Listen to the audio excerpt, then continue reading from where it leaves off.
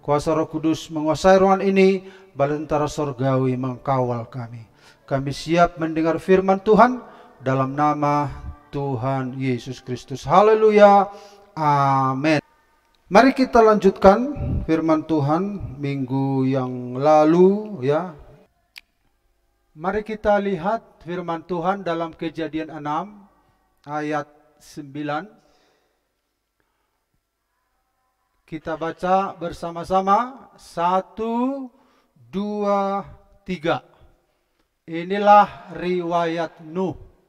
Nuh adalah seorang yang benar dan tidak bercela di antara orang-orang sezamannya. Dan Nuh itu hidup bergaul dengan Allah. Haleluya. Jadi kita melihat lagi ada satu ayat di mana di dalam ayat ini diberitahukan bahwa ada lagi orang yang hidup bergaul dengan Allah ya. Kalau minggu lalu kita mendengarkan tentang Henok yang bergaul dengan Allah, sekarang ini cucunya atau cicitnya Henok. Ternyata apa yang dilakukan oleh nenek moyangnya, itu juga dilakukan anak cucu cicitnya. Ya. Jadi betapa besar dampak dari komitmen seseorang yang ikut Tuhan, itu berdampak ke semua keturunan. Nah, jadi ketika Henok itu mengambil keputusan untuk berjalan bersama Allah, dia mengalami dampak yang signifikan bagi pribadinya, ya, bagi pribadinya, bagi keturunannya, bagi orang-orang sezamannya, atau bagi banyak orang, dan bagi seluruh dunia, ya, itu dampaknya. Nah, sekarang kita melihat tentang Nuh. Jadi inilah riwayat Nuh. Nuh adalah seorang yang benar dan tidak bercela di antara orang-orang sezamannya. Dan Nuh itu hidup bergaul dengan Allah. Nah, mari kita lihat kalau tema lagi firman Tuhan ini berjalan bersama Allah bagian ketiga.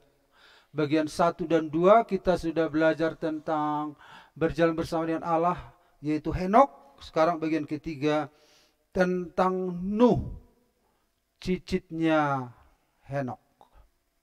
Kalau minggu yang lalu kita sudah melihat ini Adam, Set, Enos, Kenan, Mahalel, Yared, Henok.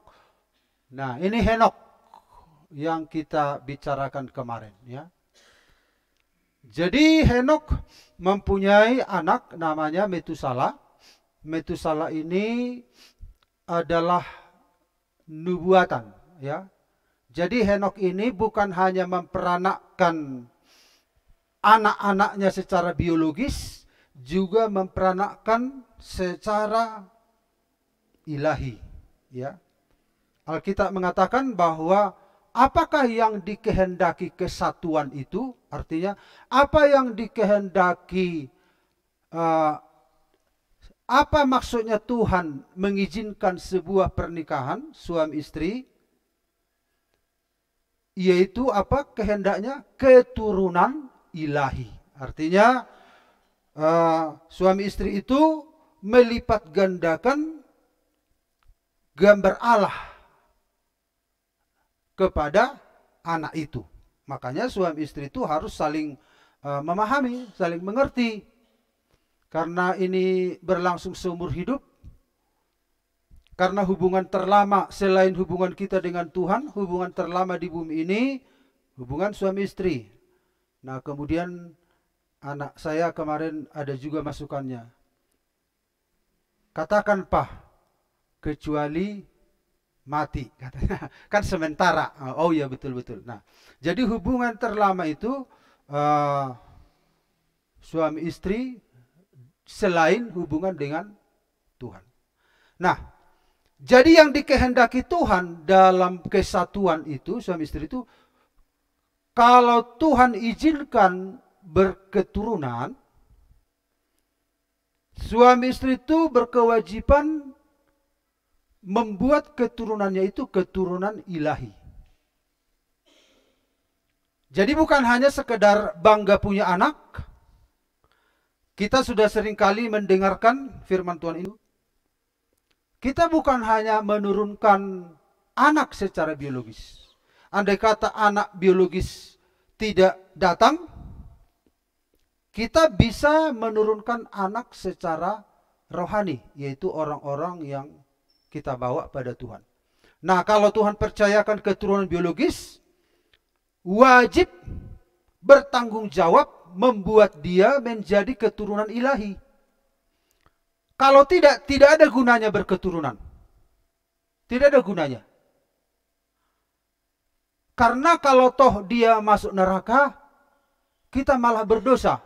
Orang tua yang memperanakkan, membuat dia lahir ke dunia ini, tapi kita nggak bertanggung jawab mengembalikan dia kepada sang pemiliknya.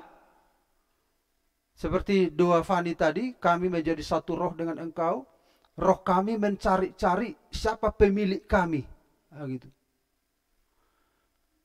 Jadi seorang anak harus tahu siapa pemiliknya, bukan orang tua pemiliknya. Memang di dunia ini orang tua lah yang bertanggung jawab, tapi orang tua harus memberikan pemahaman kepada anak sepaham-pahamnya bahwa pemilik hidupnya itu adalah Tuhan.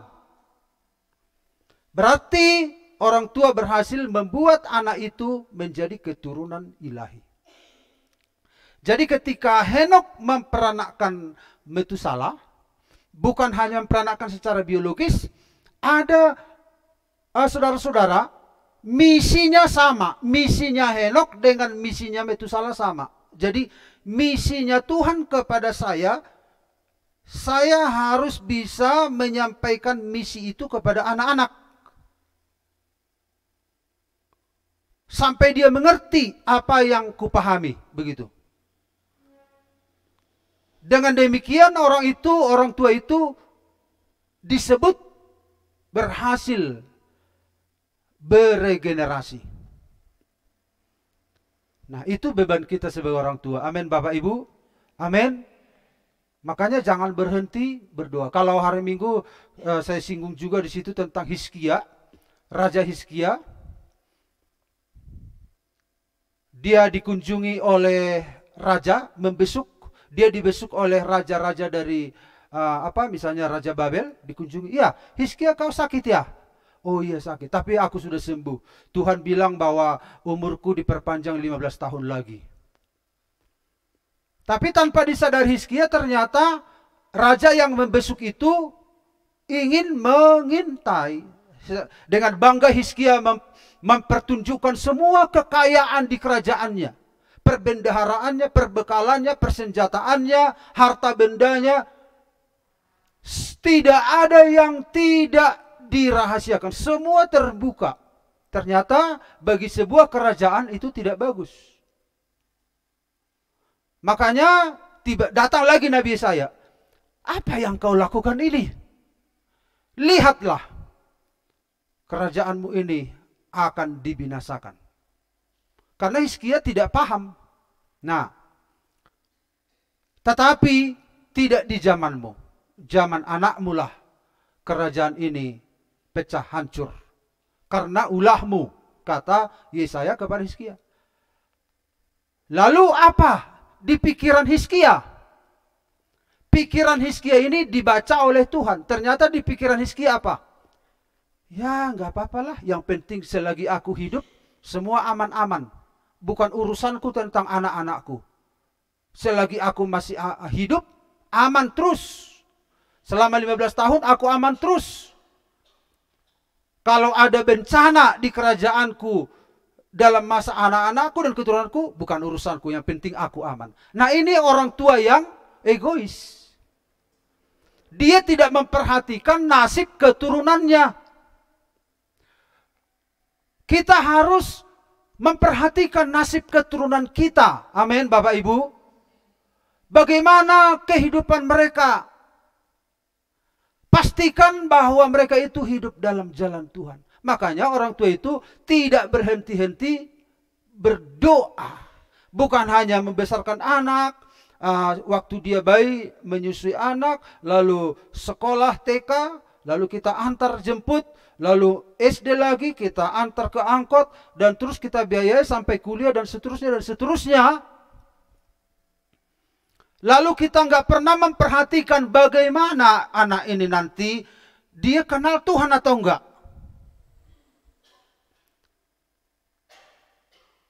Nah, ini menjadi pergumulan bagi kita. Karena kita masih hidup, kita bersyukur, berarti mintalah pada Tuhan panjang umur. Alasannya apa? Supaya saya bisa menasihati anak-anak ini, memastikan sebelum saya mati, mereka ada di dalam jalan Tuhan. Itu alasan kita minta panjang umur. Amin. Kalau alasan kita minta panjang umur bukan untuk menolong orang lain memperkenalkan Kristus dalam hidupnya, alangkah baiknya kita bilang sama Tuhan, Tuhan alak mau Tuhan, ai sonamar mulia guarmu selama nguluku, gitu. Tidak salah, toh juga masuk surga. Amin.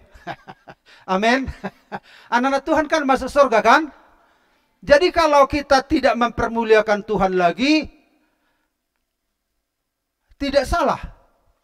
Tapi kalau kita masih rindu melihat anak-anak kita berjalan di jalan Tuhan, Tuhan mereka masih membutuhkan sokonganku, Tuhan nasihatku di zaman ini.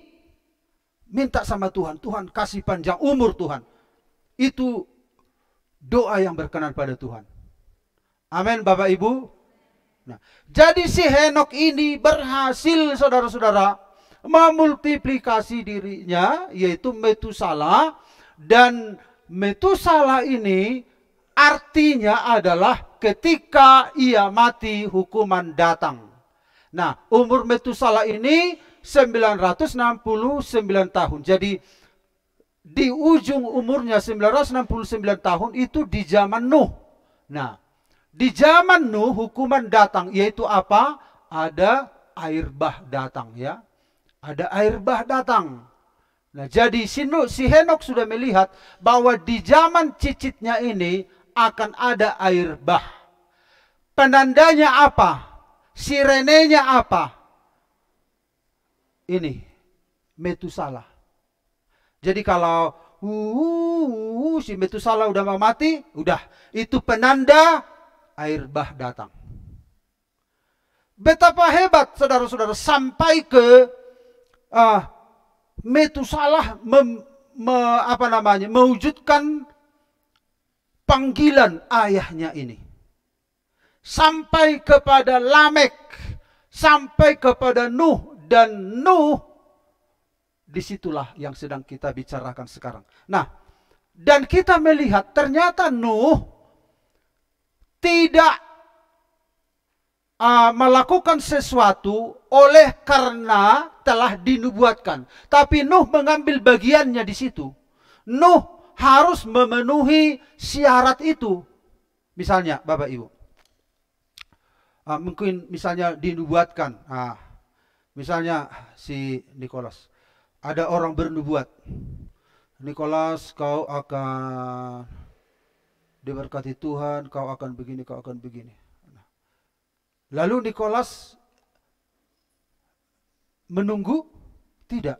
Nikolas ambil bagian di dalam nubuatan itu. Walaupun Tuhan memberitahukan, tetapi anak-anak Tuhan harus berkontribusi untuk memenuhi nubuatan itu. Artinya, tidak ada sesuatu di dalam rencana Tuhan itu di mana baik atau enggak baik orang itu yang jelas nubuat itu berlaku sama dia. Enggak. Ada kontribusi dari orang yang bersangkutan. Nuh juga demikian.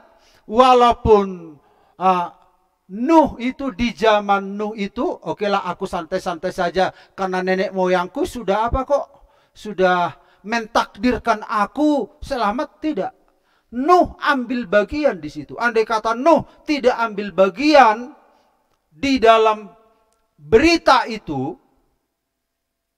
bisa saja tidak terjadi.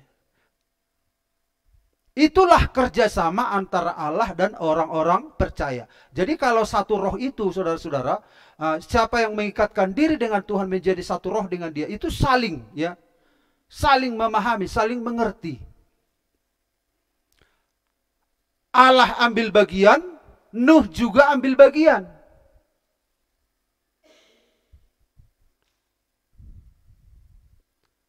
Nah misalnya, kita ini kan sudah diselamatkan. Amin Bapak Ibu. Kita sudah diselamatkan.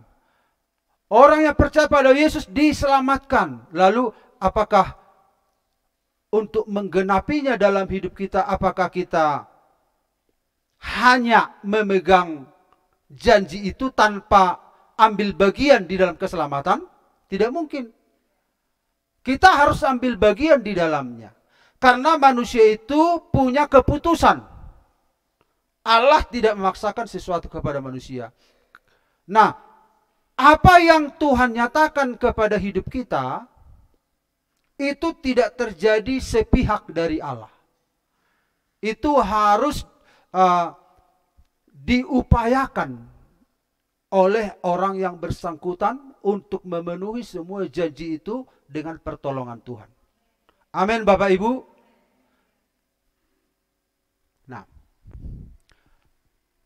Nah, mari kita lihat tentang Nuh. Inilah sekarang Nuh, ya. Jadi yang pertama mari kita lihat, inilah riwayat Nuh. Nuh adalah seorang yang benar dan tidak cela di antara orang-orang sezamannya. Dan Nuh itu hidup bergaul dengan Allah. Ini dalam satu ayat ini kita melihat di sini tersimpul apa yang dilakukan Nuh untuk menggenapi apa yang disampaikan kepada nenek moyangnya itu. Kenapa Nuh juga punya inisiatif? Karena peran dari nenek moyangnya, sehingga si Nuh itu bisa menangkap. Jadi ada iman yang hidup di situ, ya. Ada iman yang hidup. Jadi si Nuh itu bukannya pasif, dia itu aktif. Jadi dalam Tuhan ini ada tindakan-tindakan yang aktif, ya. Sehingga gayung bersambut namanya. Atarsona hadi orang yang jatuh cinta. Misalnya kirim salam tu ito syahidah. Misalnya yang duli-duli kirim salam dah. Tahu-tahu perempuan ini dengar. Isin nak kirim salam. Syaha. Tapi yang perempuan tidak balik kirim salam berarti apa? Tidak gayung bersambut. Kalau balik kirim salam berarti mulai ada peningkatan hubungan. Nah, peningkatan hubungan. Nah, kalau tidak balik kirim salam berarti bertepuk sebelah tangan, iya kan? Boleh bertepuk sebelah tangan. Pujilah Tuhan sebab besar cintanya.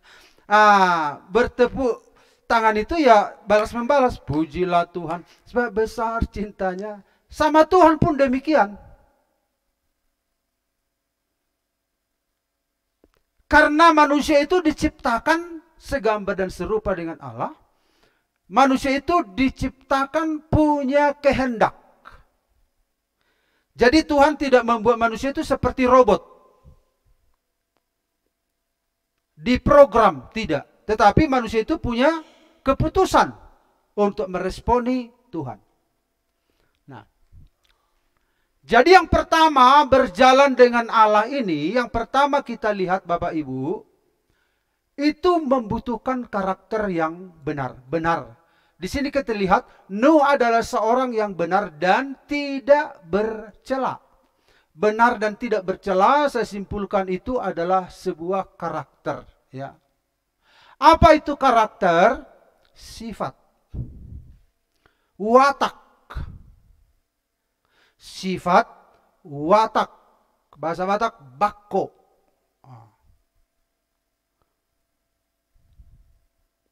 Jadi untuk berjalan bersama Allah, ini butuh karakter yang benar.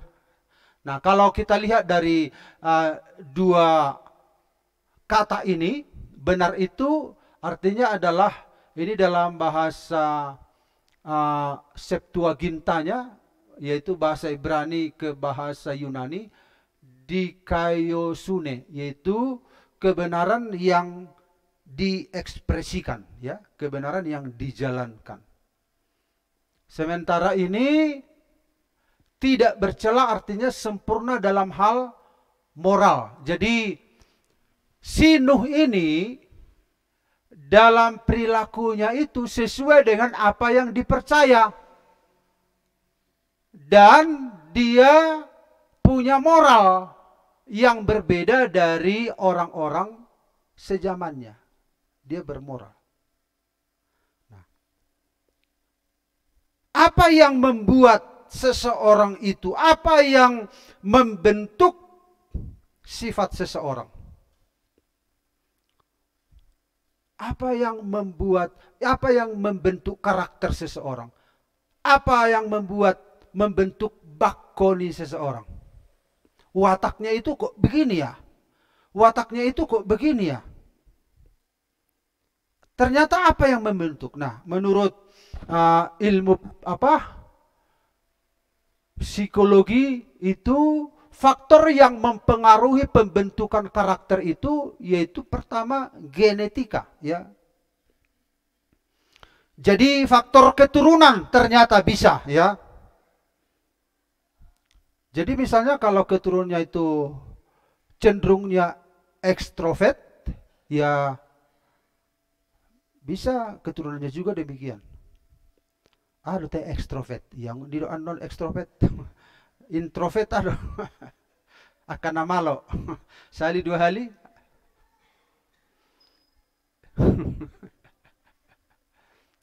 Introvert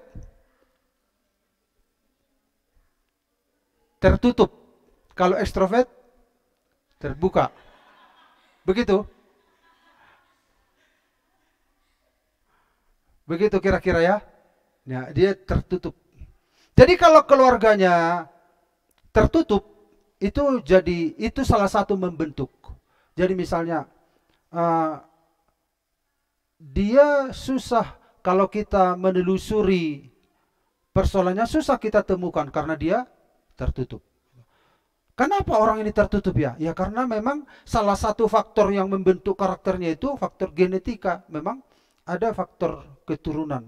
Orangnya tertutup begitu. Nggak mau terbuka.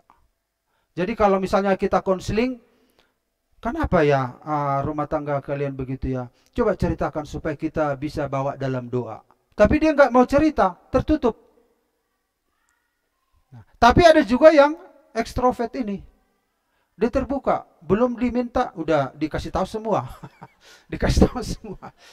Kenapa jujur udah? Jaga rahasia di keluarga. Ada angwi kau jujur dah, alana puas tahu. Itu ekstrim. Nah, jadi yang membentuk karakter seseorang salah satu faktor genetika ini, keturunan. Nah, apakah ini baik atau tidak? Mari kita lihat dulu selanjutnya. Bagaimana caranya supaya seimbang sesuai kehendak Tuhan. Sehingga Nuh ini disebut benar dan tidak bercela. Faktor yang kedua adalah lingkungan keluarga. Ini menyangkut pola asuh, nilai-nilai yang ada di dalam sebuah keluarga. Ini membentuk. Misalnya kalau hanya masalah kecil saja, misalnya dekat-dekatannya mereka, buat johai, katanya, nengek dokon hubege do. Akhirnya anak-anaknya pun demikian. Apalagi dilihat anaknya, mamaknya marah-marah ke bapaknya. Akhirnya anaknya nanti ikut. Jadi misalnya, contoh ini di sini nggak ada itu ya, nggak ada. Misalnya sang istri tidak dihargai suaminya di depan anaknya, contoh. Dimarah-marah, buat Johai, kau ini, lalu anaknya lihat anak orang tua. Akhirnya anaknya ikut-ikutan menyerang bapaknya. Nah, anak itu bertumbuh demikian. Dia juga akan memperlakukan rumah tangganya nanti demikian. Ada juga keluarga, ambil dulu apa itu, langsung ngerti, iya, ku ambil pun, gitu. Kalau ada pas bertamu, tamunya orang ini bilang apa ya, kok gak kedengaran, tapi kok ngerti ya, ambil dulu apa itu, iya mah. Karena tamunya terbiasa berteriak-teriak sampai yang lembut pun gak didengar lagi. Ini membentuk, bukan hanya dalam konteks berdialog demikian, tetapi dalam nilai-nilai interaksi yang dibangun di dalam rumah itu. Nah, misalnya kalau orang tua misalnya makan lalu dicampakkan piringnya, anak-anak pun nanti begitu. Nanti dia bertamu ke rumah orang, makan begitu, dia dicampakkan juga gitu. Padahal rumah di mana dia bertamu bukan begitu apanya, nilai-nilai yang ditanam. Nah, jadi karakter ini terbentuk salah satu karena lingkungan keluarga, nilai-nilai yang ada di dalam keluarga. Yang kedua adalah pengalaman hidup. Ini pengalaman hidup. Pengalaman di sekolah, misalnya sering dibully, sering diejek.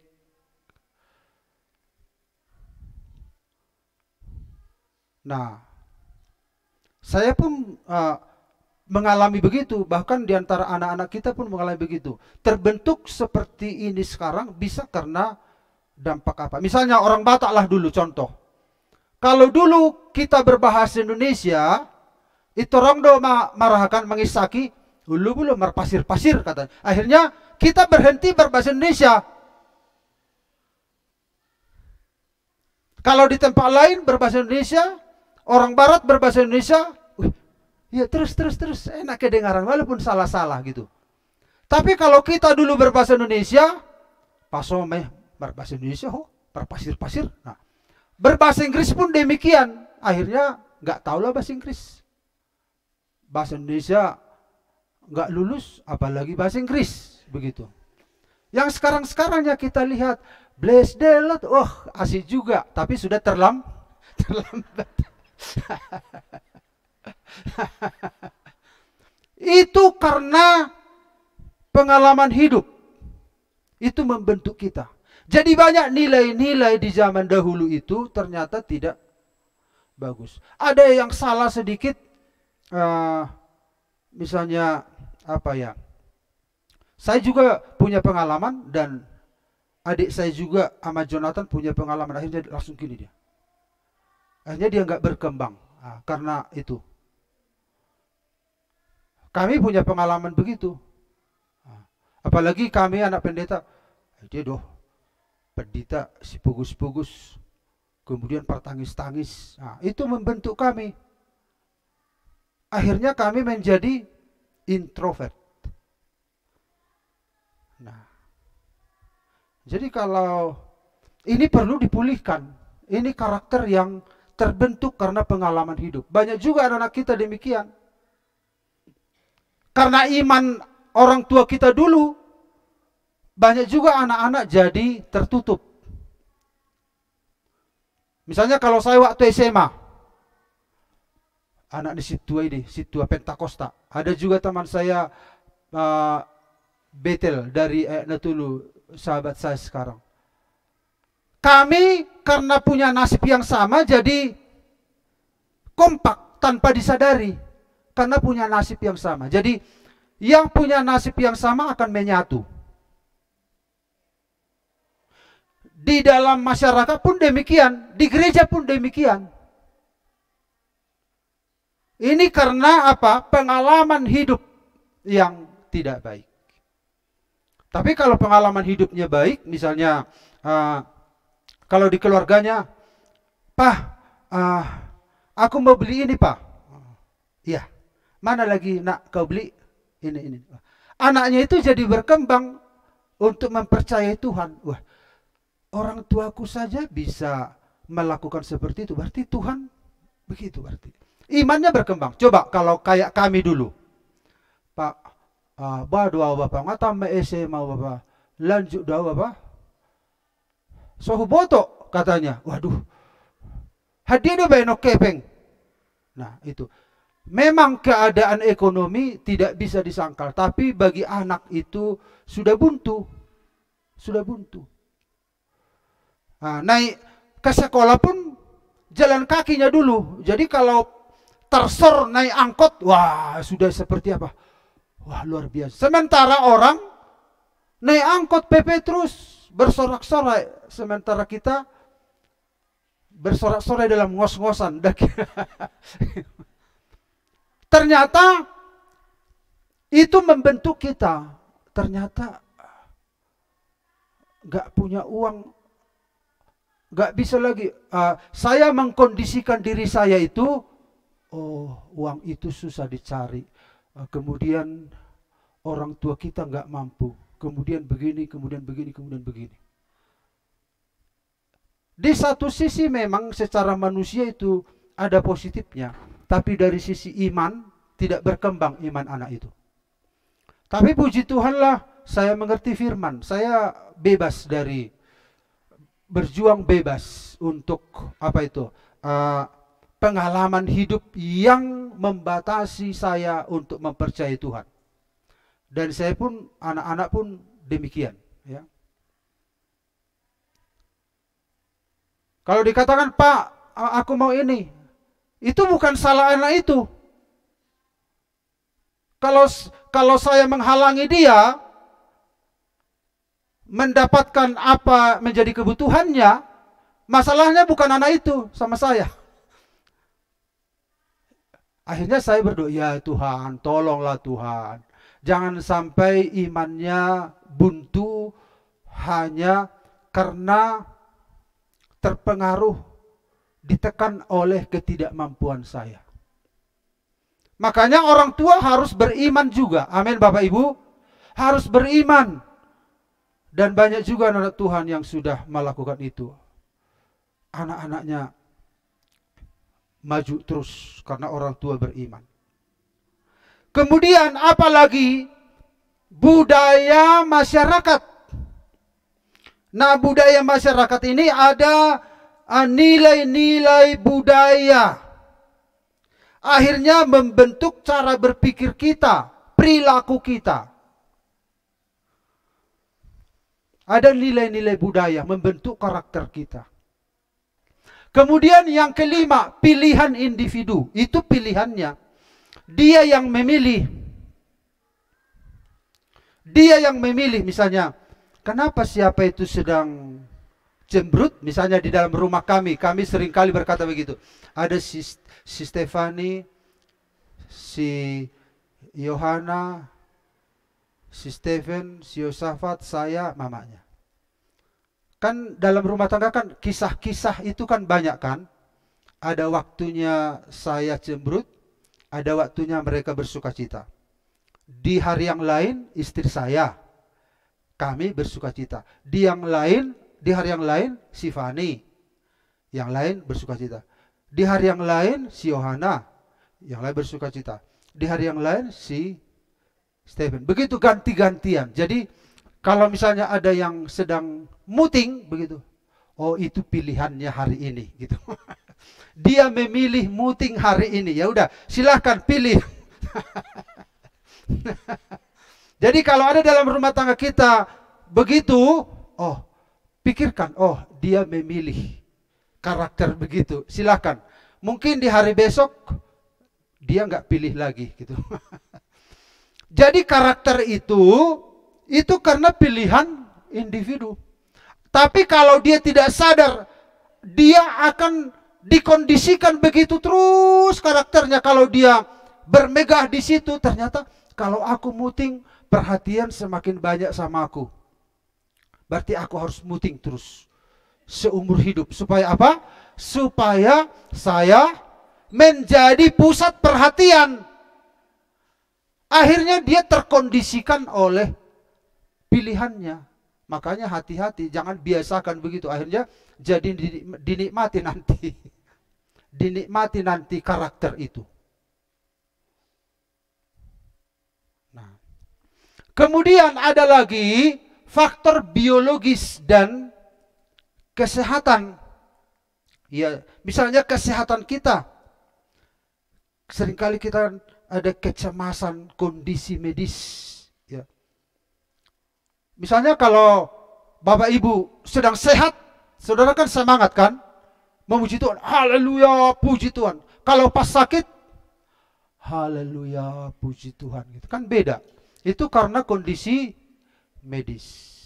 Nah, apalagi kalau pas saudara amang hasna marsahe dua nungaing, tanya kok kamu mau. Kemudian berdoa, kemudian dia nangis. Nah, berarti kalau kondisiku seperti itu, aku gampang nangis. Gitu.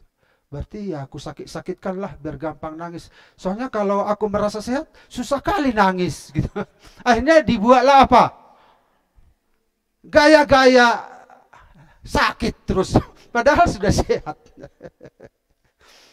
Tapi memang ada karena kondisi fisik. Akhirnya kondisi fisiknya itu membentuk karakternya. Ya, misalnya dia kurang sehat terus, lesu, kurang makan gitu. Apalagi anak-anak muda kan makanannya nggak teratur, Indomie dan lain sebagainya. Nah, kemudian ada juga karena apa? Pengaruh sosial ekonomi. Nah, ini ekonomi. Ada banyak orang akhirnya rendah hati. Oh iya Tuhan, mau lihat tema Tuhan di pasu-pasu hodohami. Mau lihat tema Tuhan. Tapi membuat dia berkata seperti itu karena memang ekonominya nggak ada.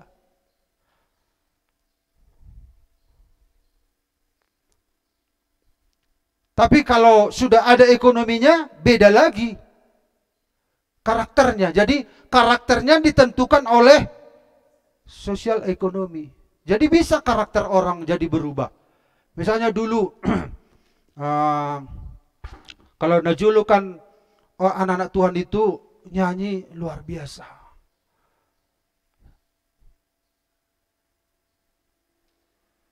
Ibereko dohami Tuhan, akka ruasmu. Napuguson urupi hami Tuhan Romaho toni porbadia. Nah, nangis semua, nangis karena dilihat si A dadong si B nonna, si B daung si B nonna, si C daung si B nonna. Berarti molo adong nama sa ulaw dihita sada maruhata jala murado sada rohana molomar pesta hita adong ulawn tabay do ulaw ni pasangapot Tuhan jadi unang adong namar gota sada do rohani jemati dah alai ekonomi berubah. Setelah berubah apa? Jaringannya banyak, ya kan? Tabba mapamili si solhot najolo madaw siya kita gabi janok alanyaha ekonomi tanga naik. Lam luntur matong aha prinsip-prinsip tak. Anggo hita ada mau lomar pesta unang tabay banamar gota. Datang anak Tuhan yang sudah naik ekonominya. Kok bermasyarakat do hita? Satu nga namar gota, satu nga nasamar gota. Bagaimana pa iportibion ikon do hita? Lam tabba mo sa ekonomi na naik terus. Jaringannya makin kuat. Ada pejabat, ada segala macam. Apalagi dia ketua ekonomi. Okumene. Wah. Oh jangan. Hanya keluarga kita saja mangalang naso margota. Molo halaki bu itu dah. Nang pejemak tapi lo mau halaki mah memutuskan. Bagaimana pe adong doha kehendak bebas. Alai molohita keluarga terjaga madah sebagai warga GPDI. Akhirnya makin ekonomi yang mengubah. Ekonomi bisa mengubah karakter kita, ya. Nah, apakah ini? Inilah yang membentuk karakter kita.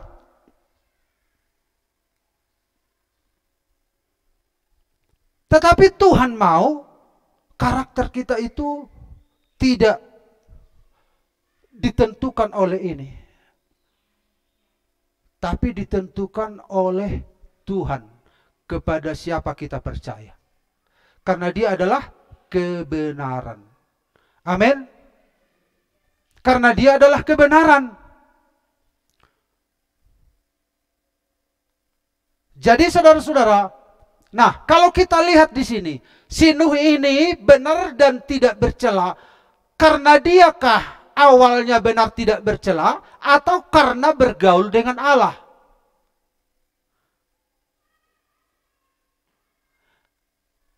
Jadi kalau kita berjalan bersama dengan Allah, apakah benar dan tidak bercela ini menjadi syarat? Atau karena bergaul atau berjalan bersama dengan Allah kah maka Nuh benar dan tidak bercela? Jadi ada saling Bapak Ibu ya. Jadi semakin si Nuh ini berjalan bersama dengan Allah, maka dia semakin benar dan tidak bercela. Tetapi Nuh memulai langkah itu, ada sebuah kerinduan untuk hidup berkenan pada Tuhan. Lewat kebersamaan itu saling. Hari Minggu kan sudah saya sampaikan kepada kita ini ada dua kutub ini. Suami, istri. Tarik menarik. Kutub mana yang lebih kuat?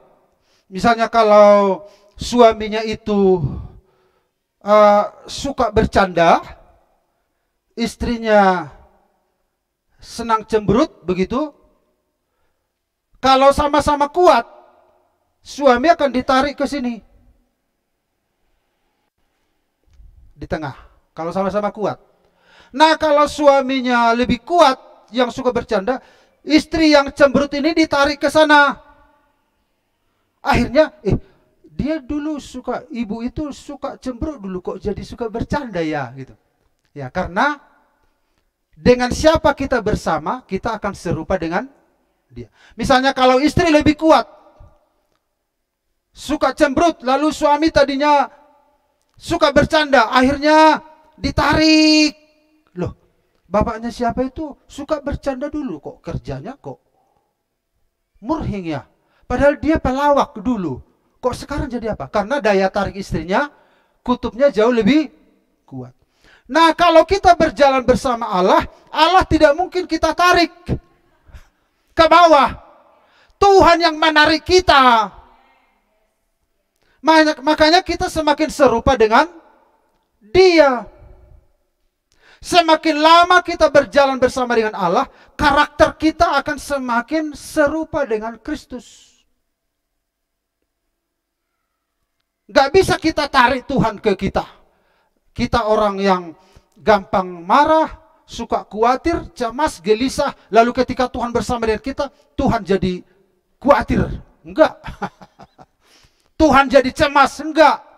Tapi kita yang cemas ini, kita yang lemah ini, kita yang susah ini, kita yang sering takut ini, kita bergaul dengan Allah, akhirnya kita makin berani, makin percaya, makin suci.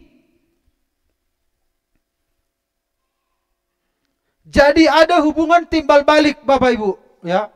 Jadi membutuhkan karakter yang benar.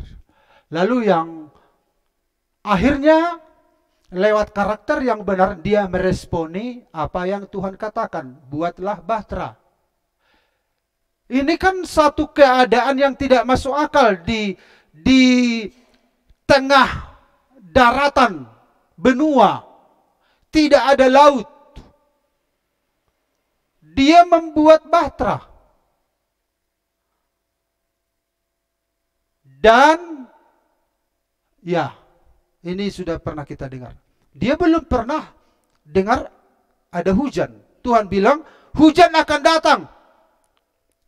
Apa itu hujan? Karena sebelum zaman air bah, hujan, Alkitab tidak menjelaskan bahwa hujan itu pernah ada.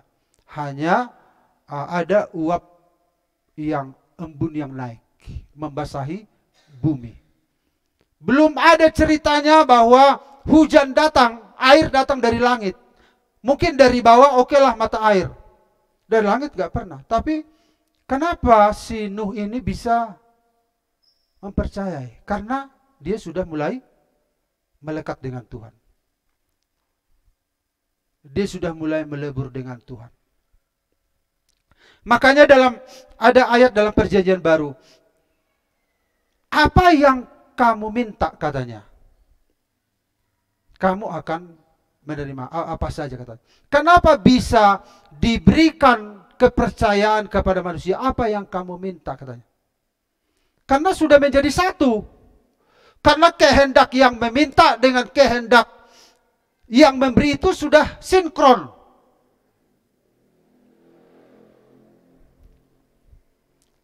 Yang kedua, ya. Nah, inilah riwayat Nuh. Nuh adalah seorang yang benar dan tidak bercela di antara. Ini berarti kalau kita lihat perbandingannya, ketika dilihat Tuhan bahwa kejahatan manusia besar di bumi dan bahwa segala kecenderungan hatinya selalu membuahkan kejahatan semata-mata. Di zaman Nuh beginilah keadaan orang dan Nuh berada di antara mereka. Nah, ini Nuh itu bagus. Sementara orang-orang di zamannya tidak bagus.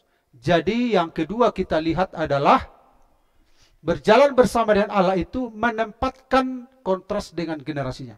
Kalau saudara mengambil keputusan berjalan dengan Allah, saudara sedang ditempatkan di dalam keadaan di mana saudara berbeda dengan orang lain. Mau berbeda dengan orang lain dalam hal kebenaran. Amin. Kalau saudara mau berjalan dengan Allah tapi tidak mau kontras dengan dunia, gak mungkin.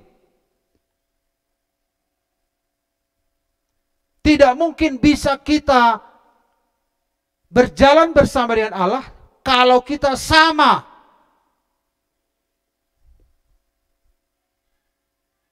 dengan orang lain, dengan dunia ini.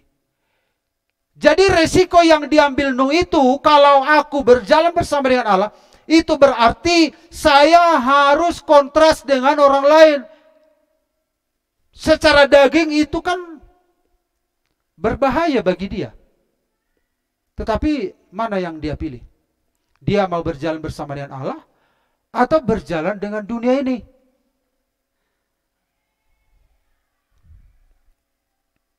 Amin Bapak Ibu. Sampai di situ dulu, amin. Amin. Haleluya. Karena jam jalan terus. Yang penting walaupun sedikit kita dengar, ya kita aminkan dalam hati kita. Amin Bapak Ibu. Amin. Haleluya. Mari kita siap masuk dalam perjamuan kudus. Haleluya. Pelayan perjamuan saya persilahkan datang ke depan. Dan para pemain musik silahkan datang ke depan.